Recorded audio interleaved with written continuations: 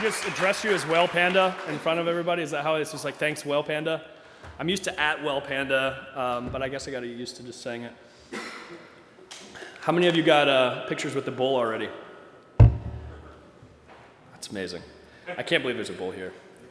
That's a good marker for the start of a conference. All right, so we're going to be talking about building a sovereign experience. And again, I'm Jeremy Welch, founder, CEO of Casa. How many people have used Lightning? Crowd. Awesome. How many people use a Casa node before? Awesome. Cool, okay. The numbers are getting bigger, and that means more people are using Lightning, more people are using multisig. I'm going to touch on both of those today. I'm going to talk about what a sovereign user experience is and why it's important. I'm also going to talk about areas of application and some innovations that we've done in this space. And we haven't talked about all of these publicly. Some of them we've talked directly with clients. A lot of people know us for the node only. They don't know us for our multisig work, but we've had our first product was a 3 of 5 multisig for Bitcoin to help high net worth individuals protect their funds. People that previously used Glacier protocol or used just a Trezor or a Ledger. We wanted to make something that was easier to use. It was something that we were worried about ourselves. But I'm going to touch on some of that too and some of the interesting product stuff that we've done there and just how we think about the space. So what is a sovereign user experience? It's not this. It's not Age of Empires. It's not pretending to be sovereign. We're not talking about, we're also not talking about pretty graphics, smoke and mirrors, security theater.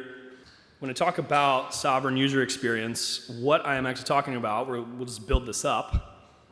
User experience is all aspects of a user's interaction with a product. That is the results and execution of that product, but it's also the feeling that comes along with that product.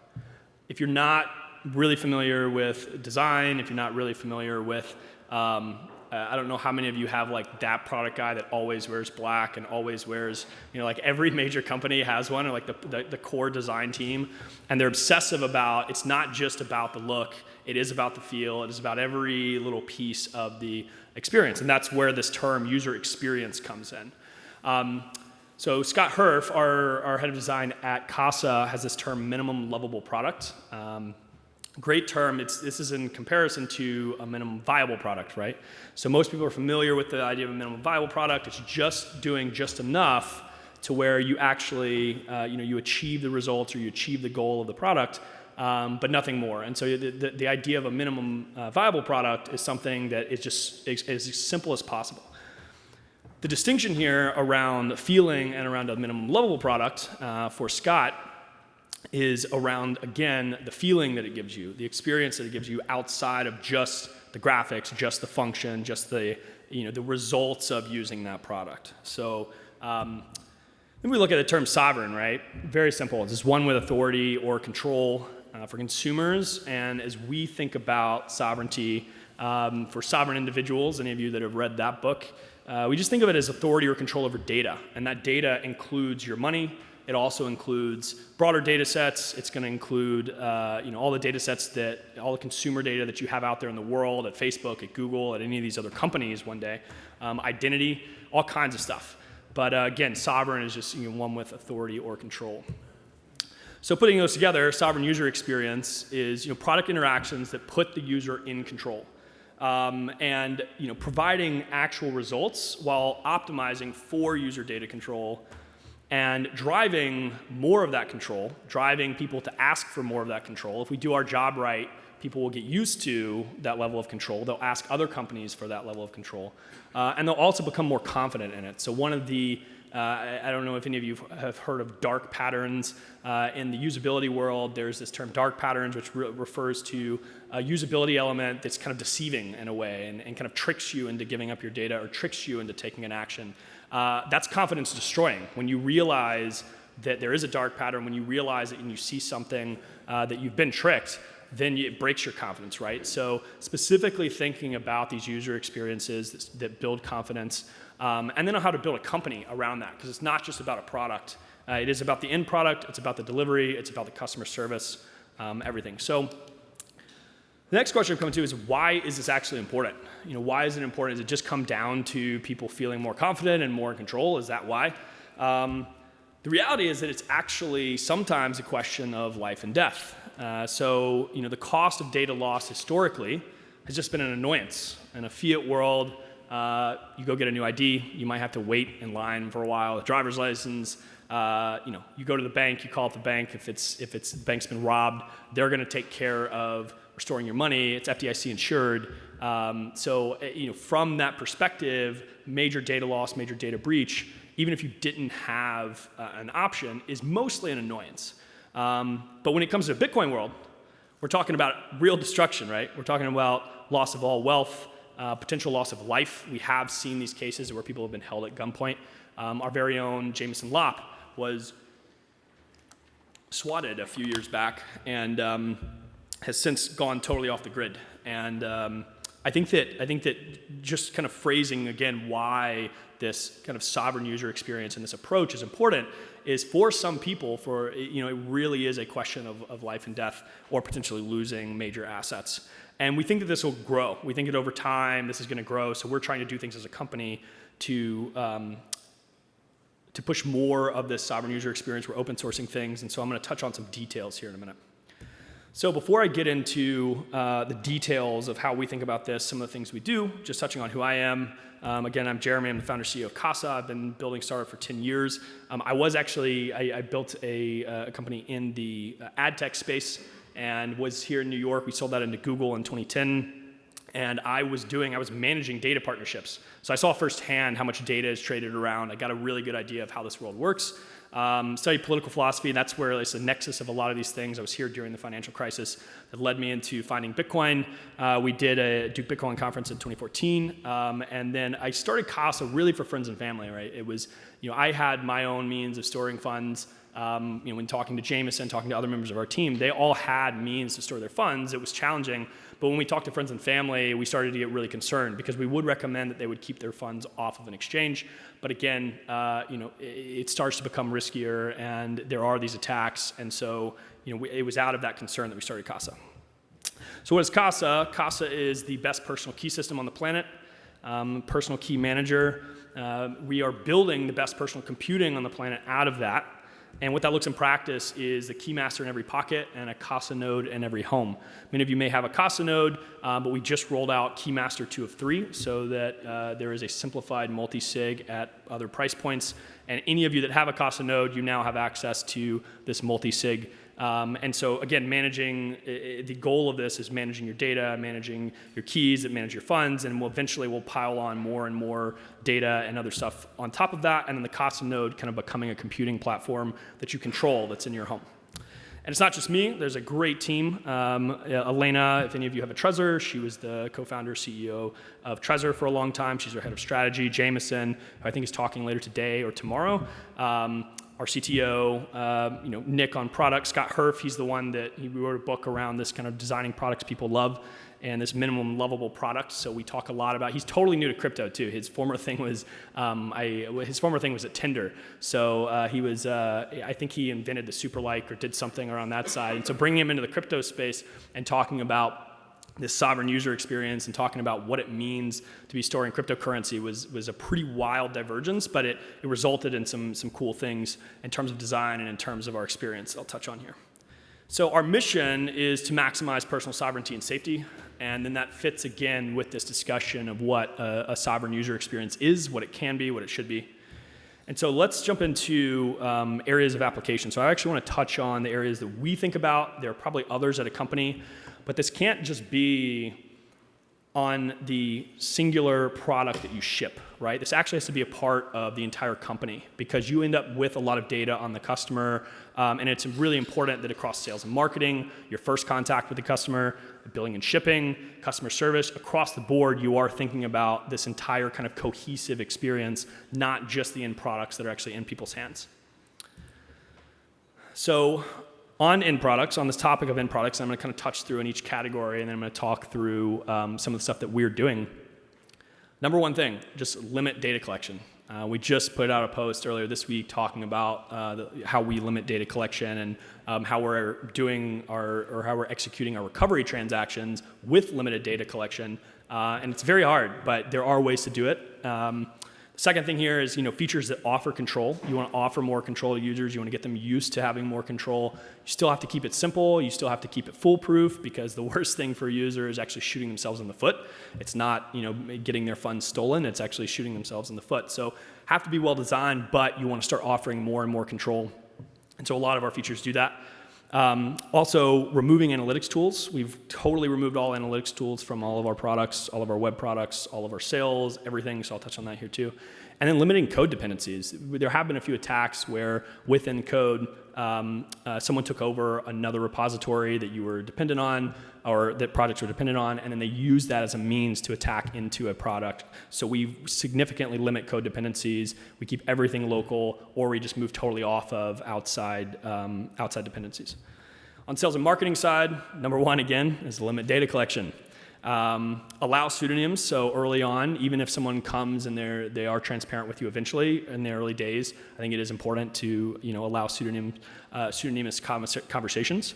We definitely had a few of our early customers come in directly from like Twitter and some random animal account or cartoon account or whatever, and it's great. We actually were surprised by the wave of interest that we got early on.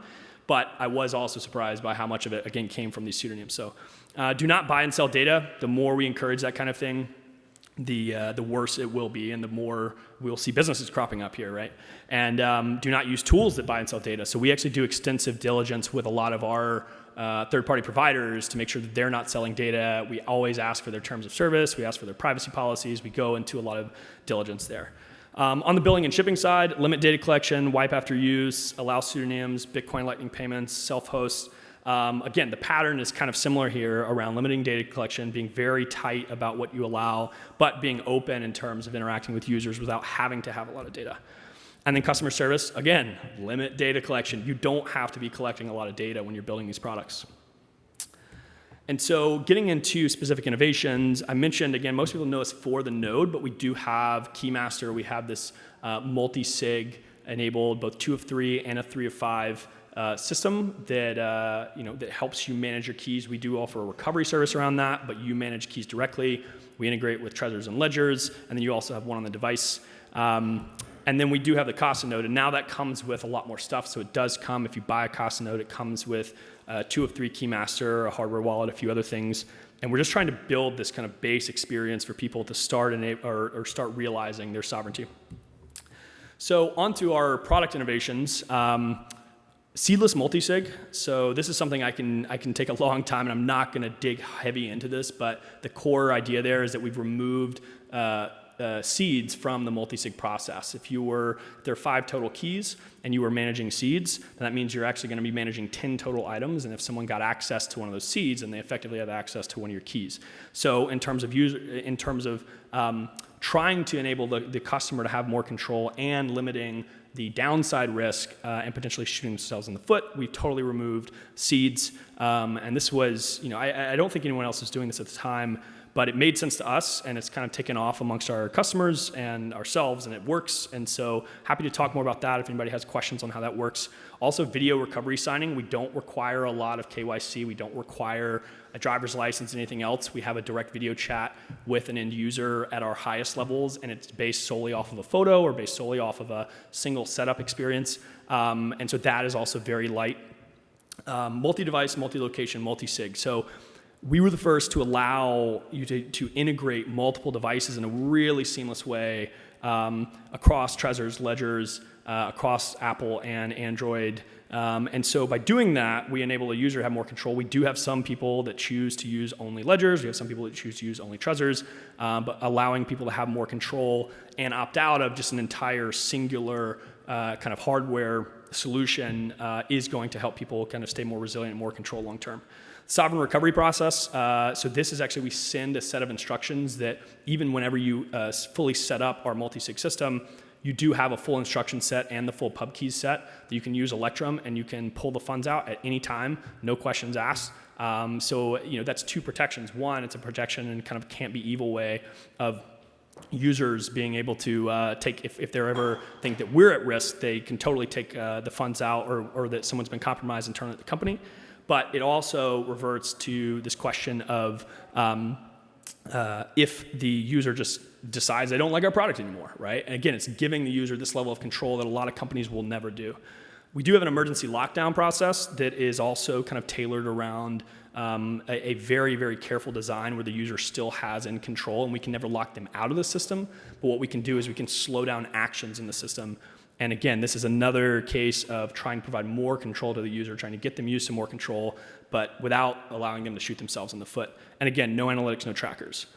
We are a little close on time, so I have like 2 or 3 more slides. I'm going to jump through pretty quick here. But self-hosted blog, web analytics, again, most everything we do now is self-hosted. We don't use outside third parties around marketing, around sales, around store. No invasive KYC, pseudonym-friendly sales process, no cookie tracking. Self-hosted e-commerce platform, same thing. We actually delete your shipping data after the initial product ships. You can ship that to another location if you want. You don't have to ship that to your house. We tell people all the time. You can even actually ship to certain UPS stores and go pick that up somewhere else in another city if you wanted to. We've been really flexible and trying to work with customers on what they want. And a lot of internal data access policies. But again, everything we're trying to do is self-hosted so that we can maintain kind of our constant policies and limit the risk around outside third parties. And then on the customer support side, so again, no analytics in any of your devices. That makes it really hard to do product development. But what we've done is we created this encrypted log system to run your Casa node. For any of you that have had trouble with your node, you've probably been on a one-on-one call with us, and you've probably sent logs. So you have a simple button, you click encrypted logs, it downloads, self-download. We have the keys to that, so there's no risk of some hacker getting access to your logs and potentially attacking your device out of that. But you send that directly to us. We can take a quick look at what's going on, and then fix your device. And we learn a lot from that, but we do that without having a direct connection or direct hooks, direct analytics into your device, which again, no one's kind of doing this right now. And we recommend that a lot of other companies kind of start thinking about ways to do this because the stakes are raising whenever people can be attacked and their funds can be taken. Last thing I'll mention is this privacy and data protection policy. We just launched this. It is fully open source. We spent a lot of time with our lawyers to create a privacy policy and a full data protection policy that really lays out what we do collect, the limited amount that we do collect and where it's stored and how it's stored. And it also mentions all the things we don't do. So it is forkable. We encourage a lot of companies to grab that, use that. And yeah, we hope other companies will adopt a lot of the sovereign UX practices. It is going to be increasingly important as people can be attacked. And so, feel free to come talk to me. Anytime you're running a company, there's just a lot that you have to cover, a lot you have to do to support customers. We're now supporting customers in 60 different countries, thousands all over the world, and it's been a very hard challenge scaling amongst the team. The team has done a phenomenal job. So if you ever see any Casa team member, please give them a high five, shake their hand, do whatever you can, because they've worked insanely hard to kind of to support everyone and get the logistics taken care of, but doing it again in a very privacy-focused way. So that's it. Thank you. And feel free to come talk to me. You can email me, jeremy@team.casa, if you do have questions on how to do this at your company, or if you have questions on, even if you want to demand that some company that you work for or that you work with starts being more privacy-focused, we would love to advise and love to help because we want to see more companies doing this. Thanks.